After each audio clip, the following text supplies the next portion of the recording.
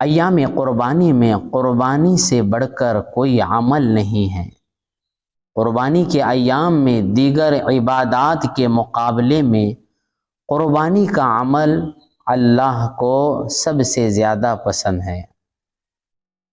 ام المؤمنین سیدنا حضرت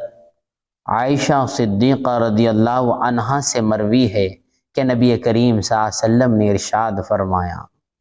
سنن ابن ماجہ ترمذی شریف کی روایت ہے،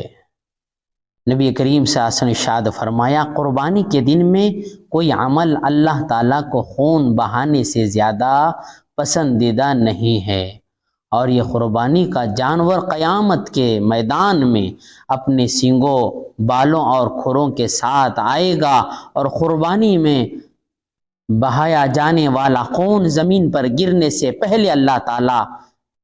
کے دربار میں قبولیت کا مقام حاصل کر لیتی ہے۔ لہٰذا خوش دلی سے قربانی کرو، خوش دلی سے قربانی کرنی چاہیے، ریاکاری کے لیے نہ ہو، نام و نبوت کے لیے نہ ہو، اور اس قربانی کو